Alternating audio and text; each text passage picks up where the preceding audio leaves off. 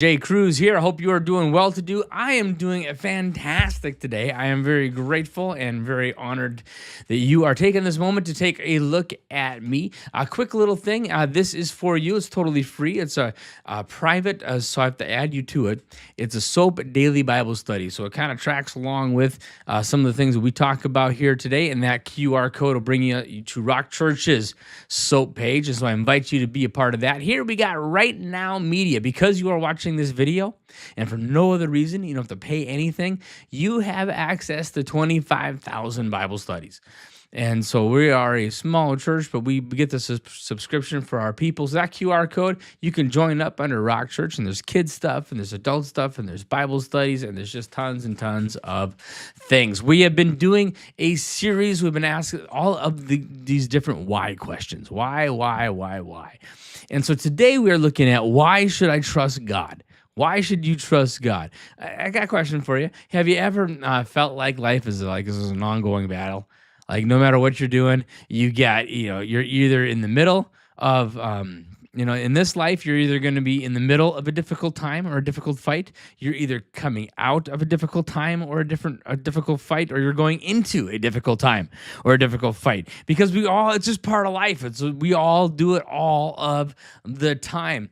And so maybe you're here and you're watching me and you're fighting an addiction. Yeah, you're looking to pay some bills. You're fighting to keep your kids on track. Man, little Johnny is doing dumb stuff at school. Maybe you're fighting to keep your marriage together, and your wife has told you that she's leaving. Maybe you've just got crazy people around you and you just need a little bit of help. Maybe today you're the crazy one and you're feeling worn down. You've been fighting depression. You've been fighting discouragement. You've been fighting doubt.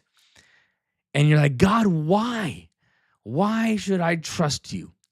Because I look around my life and I see that maybe I shouldn't trust you. You ever felt like maybe I can't trust you, God? Like, Lord, if you knew what I was going through, how could you possibly let me go through what I'm going through? If you're the God of the universe, why? If that's you today, you are blessed, because I've got a word for you. It's going to bless your heart. I promise you. Why? Because it's not me. It's kind of just the Bible. Now, Psalm chapter 20, verse 7, it says, "Some nations boast of the chariots and horses, but we boast in the name of the Lord our God." Those nations, they'll fall down. Those ones who boast in chariots and horses, they will collapse, but we will rise up and we will stand firm. So give the victory to our King, O Lord, and answer our cry for help. Pretty bold, right?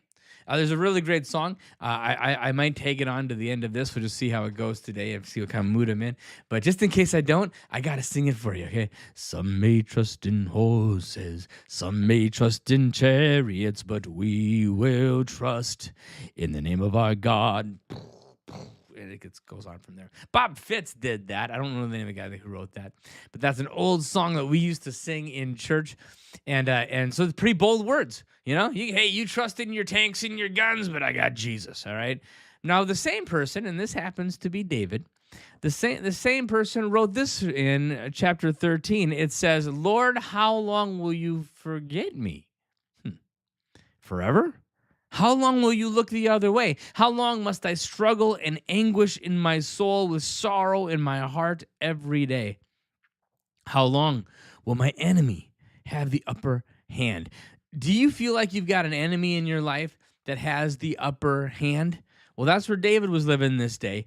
He was living right there, because this was when Absalom was rebelling against him. And he was running from Absalom. Absalom kicked him out of his own castle. Absalom was David's son, and it broke David's heart. And so we pick it up a little bit more. Verse 3, "Lord, turn and answer me. Oh, Lord, my God, restore the sparkle to my eyes." Have you lost some sparkle in your eyes? I know what it's like to lose some sparkle in my eyes. "Or I will die. Lord, if you don't help me, I'm sunk. Don't let my enemies gloat, saying, 'We have defeated him.' Don't let him rejoice at my downfall, O God. But I trust in your unfailing love. I will rejoice because you have rescued me. I will sing to the Lord because, God, you are good to me." So I want to ask you today is, should you trust God? Well, I hope that you have a resounding yes coming out of your mouth. But maybe you're going through something and you don't feel like trusting God right now. because there's things going on in your life, and if you were cynical, you would look at that and you would think that maybe God is not trustworthy. Maybe I can't trust him because I thought he'd help, and he did it. So what do you do when you're losing your trust in God? Well, number one, at this point, David, he's saying, hey, I'm not sure I can trust God. Now, later in verse chapter 20, David's like, hey, with all my heart, I trust you. Some may trust in horses, some may trust in chariots, but I will trust in the name of my God. So David in chapter 13 is like, oh Lord, I'm just sunk. I don't know what's going to happen. And we're all defeated. Everybody's kicking my butt, God. And then, then in verse chapter 20, he's, hey, somebody trust in horses, somebody trust in chariots. But me, give me my God. So today we're going to talk about how we grow from that, from I'm not sure I can trust God to now I know I can trust God. I get that? Now, maybe, and we all go through it, but there comes a time in your Christian walk, and there comes a time when you're coming to Christ and you're yielding your life over to Christ for the first time, and you're not sure that you can trust him. Well, I know I can trust him, and I know you can trust him. But we want to take you from not being sure if you can trust God to saying, I know that I can trust God. And so that's what we're doing today. So why should I trust God? Well, not trusting God is, sometimes people, they got see this big telescope thing. It seems like God is too far away. So how can you trust in a God that you can't see? Sometimes he doesn't answer your questions so good. But the reality is that God is there. This poor little dude, he's got it smashed up against his telescope, and he said, I can't see anything but God, Jesus is right there. You can completely trust him. And I'm so grateful that I can trust God. I have this cool little story, and I think about it every once in a while. My grandmother had an encounter with God when I think she was in her 60s. You have to ask my mom for sure. But she lived a wild life. She told me I was pretty young, and she told me some of the wild things that she did. And she said that her dad was a moonshiner. And so she learned to drink early. She said he'd mix a little sugar in it when she was very, very young. And she liked it when he drank because he was so kind when he was drinking, was what my grandma said. And she didn't know God. Now, she would have an encounter with God. And it was my grandmother who told me, Scott, you're called to be an evangelist. And at the time, I thought, oh, that's pretty great. Now, and I am called to be an evangelist because I gravitate towards people far away from God. I am not called to do like a TV evangelist or I'm a biblical evangelist. It's not passing. Anyways, that's putting me right at the beginning. The people are going to get saved because of my life. My grandmother told me that. And but she didn't live for the Lord her whole life. It was kind of later in life that she encountered God. And she told me one time they were on the farm. And of course, this is in the, she was born, I think, in the late 20s, early 30s.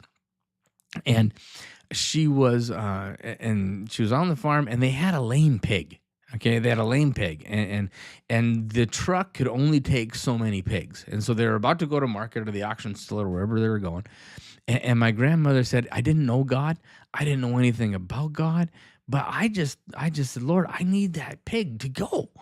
And so my grandma, having very, very little faith at the time, at least according to her, and she begins to pray. She said, I didn't know how to pray anything. So I just started to pray the Lord's Prayer. And so she began to pray, Our Father who art in heaven. And she said that she did that over and over and over again. And as she watched, this lame pig got in front of all of the other pigs and got on the truck and got to go become bacon. So bless God for that. But it meant so much to her because God knew her and he loved her and he was beginning to build that trust with her. He's to say, hey, I'm just here and I love you and I'm for you. I love you and I'm for you.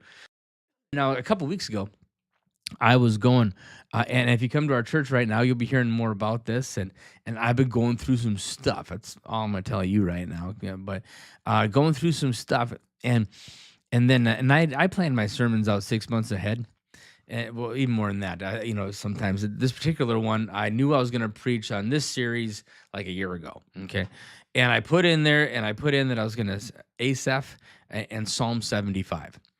And so anyway, so now I'm plugging along. I knew I was going to preach on that. I had some ideas, but I hadn't looked at it for a long time. So I jump into it, and I'm like, hey, Asaph, how you doing? So I go, and I start reading Psalm 45. We go 2 weeks ago. Look at the video from 2 weeks ago. I preached that message, and I have an online version of it, so you can go look at that if you want to. But I'm preparing for it, and God is just kicking my butt. There's a line in there that is. This is actually, I'm gonna pause it right here, the video. So we're gonna pause. Okay, here it is. Psalm 73. Actually, I thought it was 75. I've been telling people it's Psalm 75 for 2 weeks. This is to the God of Israel. But as for me, I almost lost my footing. My feet are slipping. And I look at the wicked. They lead such painless lives. But there's one thing in here I wanted to show you. Did I keep innocent for nothing? I get nothing but trouble all day long. But then it says, when you arise, O Lord, you'll laugh at the enemies. Then I realized my heart was badder. It says in verse 14, I get nothing but trouble all day long, and every morning brings me pain. And I realized that was the most painful time for me. And it was really powerful because it was so I'm preaching my way through this, and I'm getting ready for this message on Sunday, and it's just rocking my world. I mean, I just can't believe how God is just being so faithful, and so then I'm up there preaching, and it's just hitting me so hard, and the gratitude just flooded over me. It was so good. And it was just like, even though going through something kind of difficult, the Lord just kind of pats you on the head, and it's like, hey, I'm right here. I'm right here. Because sometimes I know he's with me all the time, like this poor dude on the screen. I know he's with me all the time, but sometimes the problem isn't him, it's me. He never left me. He was always right there. My ability to perceive him is the only thing that ever changes in our relationship. So how do you go from I'm not sure I can trust God to I know God? 3 things, and I want you to remember those. Number 1, you need question. And that's what David is doing in this psalm, and in both of these psalms. Asaph in Psalm 73, and David in Psalm 20, and 13 rather. You question, you pray, and then you surrender. You question, you pray, you surrender. So number 1, you got to question God. Is it okay for you to question God? I'm telling you, yes. You have to question God and do it right to him. But you do it with an open heart, knowing that anytime you and him disagree, you're always wrong. But still question him. And David, a man after God's own heart, he questioned God. God, what are you doing here? Why is this happening? Someone said right now, Abraham, Joshua, Herschel said, well, closer to God when we're asking questions than when we think we know all the answers. How's that for a powerful statement? We are closer to God when we're asking him questions and we're saying, God, why? And so we're going to look at this in the story of Jesus. Here, a dad has brought a child to Jesus in chapter 9, and he's like, hey, my son, we'll read it. The Spirit often throws him into the fire or into the water trying to kill him. Lord, have mercy on us and help us if you can. Did you catch that last little 3 words? If you can. He wasn't even sure Jesus could. Lord, have mercy on us and help us if you can. I'm telling you that God would rather that you run to him with your questions than run from him with your doubts. Do you catch that? He knows what's in your heart anyway. You can be honest with him. You can just puke on him. You get all of your insecurities, doubts, and fears. I just want you to lay them at his feet. Just unashamed and just lay them all right there. I would rather you run to him with your questions than run from him with your doubts. So number 1, don't be scared of questioning. All the great ones did, okay? So next, you pray. You pray. You spend time with God. So Jesus gets back at this guy. He says, hey, what do you mean if I can? Really? If I can? Have you been paying attention? If I can, Son of God here, Messiah, gonna be risen from the dead. If I can, Jesus asked. And then Jesus says, hey, anything is possible if a person believes. And then the Father instantly cries out. And see, this is how my conversations go with him sometimes. I will be kind of disrespectful to God. I'm like, God, this is the way you should handle this. This is how you should have blessed me. This is how you could have done things. Lord, all you would have had to do is do this one little thing, and then everything would have gone so right. It would have been so good, God, if you'd just done this one thing I asked you to do. And God, but what do you mean if I? So then God will spank me, okay? Because He's always right, I'm always wrong. If we disagree, that's just how it is. Jesus pushes back into the guy. What do you mean if you can? Right? So I encourage you to bleed on the Lord. I encourage you to lay it all at His feet. I encourage you to be honest with Him, but don't be surprised if He pushes back. Okay, because He's certainly done that to me many, many, many times in my prayer life. What do you mean if I can? Jesus asks. Anything is possible if a person believes. But here's the part that is really important. And this is what you need to do. This is what I need to do.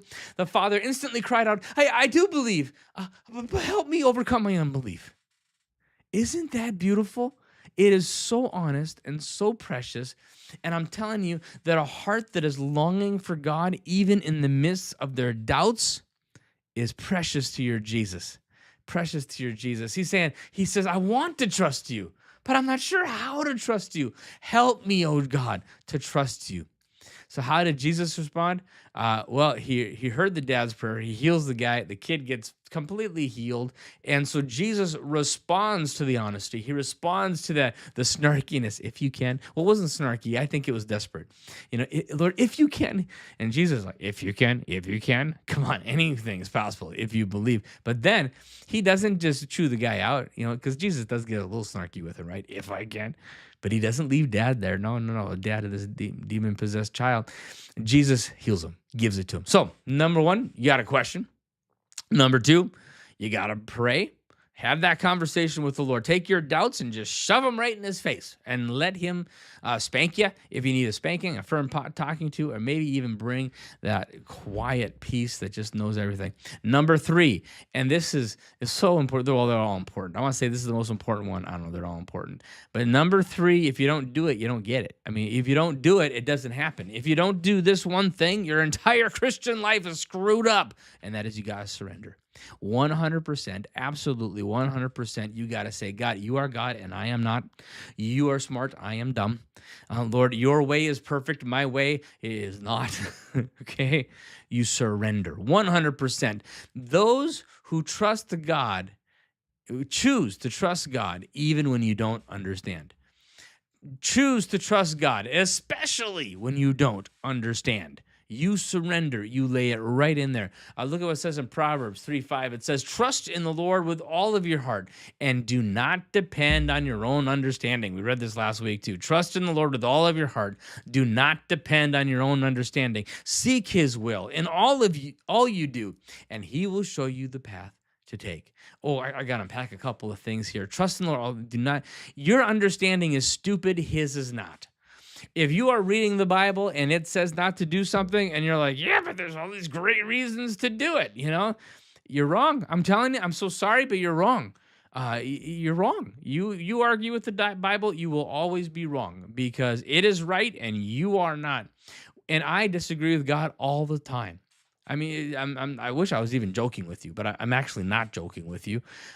He blesses in ways I wish he'd do stuff.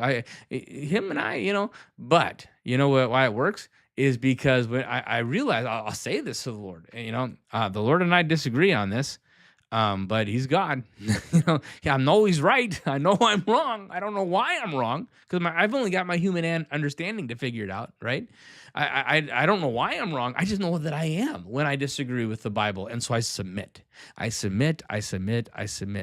And then seek His will in all that you do. As you mature, at least this is in my life. I've been a full-time pastor 28 years now, and before that, it's been a long time I've been serving Jesus. And so I don't do it all right, but I'm no rookie either. And I seek His will. Most of my prayer life, I don't ask for stuff that much anymore. I pray for blessing, financial blessing, pray for blessing in my family. I'd be honest with you. If you were to, look over my shoulder in my prayer time, there's not a whole lot of a wish list going on. I'm not saying never, but I mean, I don't. His Bible says to pray Him, ask and you'll receive, all that stuff. But do you want to know what most of my prayer life has to do with? What would you have of me, God? I'm going to look in your word. I'm going to try to figure it out. And then after I have done, and then this is a totally different sermon, but we should probably do it here sometime. How do you hear God's voice? I actually preached on that a little while ago, I think. How do you hear God's voice? And it's important, but the Bible's number one. If it's in the Bible, you got it covered. It's so easy. You just read it and you do it. The Bible's easy, but there's some stuff that is not so easy. Do you want me to make this decision and this decision? So this is what I do, and it's exactly what this Bible verse says. And this is what I try to do. Seek His will. That means I'm going to fast. I'm going to pray. I'm going to ask the advice of anybody I can think of. I'm going to try to be humble enough to take that advice. And then it says, so if you seek His will in all you do, that means not just a little bit, but a lot. That means that when you find His will, you're going to do it. You're not, no questions asked, and then He will show you the path to take. Do you want to hear a prayer that I've started praying sometimes? And because I've been going through a little bit of a I don't know, off time or whatever, but as in pastors, must be what you want. Because you could change my mind anytime. You could speak. You could send someone and say something to me. I would listen. And actually, that has happened to me lately. I'm not going to tell the story now, but I had somebody step in my life, and they just brought some clarity and wisdom to what I was going through. And I think my life will never be the same. It's just so good. He's such a wonderful, beautiful God. So seek His will in all that you do, and He will show you the path. And I hang on that verse and say, okay, God, I sought you with everything I know how to do, okay? I'm trusting you now that this is what you want from me because this is all I got. This is the best decision I can make, and I step into it. Now, because why? My understanding is unlimited. Your understanding is limited. Get that in your head. Did you ever do something that you knew was such a good idea? I have an expression I like to use. I used it in a conversation right before I had this conversation with you right now. And this little saying I have, it was a really great idea. It just didn't work. Did you ever have a fantastic idea that didn't work? It's most of my ideas, you thought it was so good. Well, God, He doesn't have that problem. He never has a good idea that doesn't work because He's got the long plan and He knows exactly how to make that thing work. Now here's what comes down. We have to choose to trust even when we don't understand. And if you have not dealt with that yet in your life, I'm telling you, the day is coming because the Lord is going to purposely put you in a situation where you're going to have to choose to trust Him. And if you don't choose to trust Him, your spiritual growth is going to stop because you are going to limit His ability to bless you and sanctify you. Sanctify you is just becoming more like Jesus. When you give your life to Jesus, oh, dear Jesus, forgive me my sins. I don't want to be a sinner anymore. Make me clean. Wash me in your blood. Poof, you are justified. You put on the righteousness of Christ. If you die, you will go to heaven, and God will look at you, and instead of seeing all of your yuck, He's going to see the righteousness of Christ, and you get to be with Jesus forever. So good. Sanctification is you actually sin less, okay? He puts His hands on you and says, Scott, I don't like this, and He begins to change it. Now, if you say, no, thank you, Lord, I'm not saying you go to hell for one of those, but I wouldn't play that game. No. Fear of God, beginning of wisdom. If He puts His hands on you to sanctify you and you politely say, no, thank you, Jesus, I think you've got some serious problems, not only in this life and the next. Bad for you. Don't do that. Choose to trust Him completely. Now, Jesus asked, when He was in the Garden of Gethsemane, He did this exact same thing. He said, if it's possible, remove this cup. Not my will, but your will be done. He does that while He's in the garden. He's already told Peter he's going to defeat. He's going to pretend he doesn't know him. He's already told Judas, hey, Judas, you're going to betray me in a little while. He told the rest of them, all of you are going to be gone. To which Peter's like, no, I won't. And Jesus like, no, yeah, you're all going to be gone. And then He brings him to the Garden of Gethsemane. And, of course, Peter, they're all falling asleep. And Jesus gets irritated with him. And Jesus chews him out. And He's in the garden of him. And He prays for us. He says, hey, Lord, I pray for all of those who believe. Isn't that great that when Jesus was in such pain and anguish in the Garden of Gethsemane, He was thinking of you. He was praying for you in the garden. I just love that. And He says, Lord, if it's possible, remove this cup. Please don't make me drink this cup of suffering. But God, not my will, but your will be done. See, trusting God doesn't mean that you get what you want, all right? It means that you know that the God who loves you is working things out for your good, that He's got you in mind, that He loves you and you can trust Him. So you're not going to get what you want, you can get what you need, all right? Romans 8:28, it says, and we know that God causes everything to work together for the good of those who love God and are called according to his purpose for them.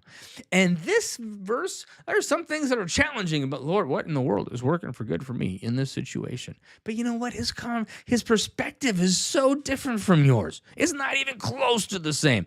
He has an eternal perspective. Just read the book of Revelation. And, I'm telling you, Christians die all the way through it. I mean, over and over and over again, the martyr's blood is crying out, all of these things. And this verse even works for them. This verse works for the missionary whose family is killed. This verse works, and we know that God causes everything to work together for the good of those who love God, called according to his purpose, because his purpose is not on this planet. This planet is going to burn. We're going to die. You're going to be dust. You might live to be, 70, 80, 90. I'm going to live to be 130 years old, but it's a twinkle in God's eye. It's just a moment in eternity. And all of a sudden, then there I am, and I'm going to be face to face with my God, and it will all be worth it. So how do you know? How do you grow to trust God, a God that you can't see? Well, you question him because he's faithful to answer those questions. He's faithful to put you in your place if you need to be put in your place. He's faithful to put up with you even when you're being ornery. You pray. And you say, God, help me in my unbelief. Help me trust you. I need your help, oh God. And most important at all, I think it is most important because I think it's the hardest to do, is to surrender. To say, Lord, you are God and I am not. And if I don't understand, that does not make you less. It makes me less because you are God. And I love you so much. And here's what I want to leave. This is a cliche. I love cliches. I make up cliches to get a truth slammed in my head very quickly. And so I want to slam this truth in your head here today. And that is this: if it comes from his hand, I want it. It's just as simple as that. If it's painful and it comes from his hand, I want blessed. He wants me, but his perspective is not mine. And so if it comes from his hand, I want it, even when it hurts, even when it's bad. And we all got some bad stuff coming. Remember that first slide that I showed you? So, if you're not, either you are in the middle of a difficult, painful situation right now, or you're about to go into a painful, difficult circumstance in your life, or you are just coming out of a painful, difficult situation in your life. That's the reality of this planet that we live in. I'm not as sanctified as I will be in heaven. In heaven, there'll be no more guilt, no more shame, no more. I won't have to be sanctified anymore because I'll have a new body. This old body will be burned up, passed away, and I get to be with my Jesus face to face, and I get to know him. I get to know him and love him forever. By the way, that QR code at the top there, if you want to look at any of those notes or any Bible verses or anything like that they are there for you. But the Lord richly bless you. I am so grateful that you took this time. And I'm going to pray for you right now.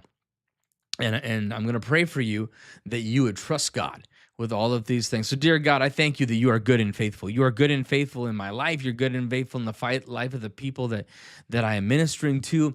And I know, God, that sometimes it's hard to see your hand, but I know that it's always there. So, God, I pray that you would help me, oh God, to ask you good questions. And Lord, when I am feeling insecure, when I'm feeling broken, when I'm wondering, God, don't you see me? Don't you see me, God? It hurts so bad. Lord, I just pray, God, that I would be bold enough to lay those questions at your feet. And God, and then, Lord, when I lay those questions at your feet, we're going to pray. And I'm going to pray, oh God, would you help me in my unbelief? Jesus, thank you for being so tender with that dad, that you were a little snarky with him to let him know, hey, you really need to have faith. But then he just heals the son. Oh, Lord, I love the rich young ruler when he says, hey, would you help me in my unbelief? God, thank you for being so patient with that prayer. Help us with our unbelief, oh God. And Lord, I thank you that I can just surrender myself to you and you just take care of the rest. Seek the kingdom of God above all else and live righteously, and he will give you everything you need. Lord, that's what you said. in Matthew 6:33 that if I just seek you, everything else takes care of itself. Oh man, if I just seek you, God, everything else just is right there because if it comes from your hand, I want it. I want you, oh God. So have your place in my life. It's all on the throne, all the way up. I submit completely to you today, God, and I give you my life, and I thank you for being a God that I can trust. In Jesus' name, amen. May the Lord richly bless you. Hope to see you in church.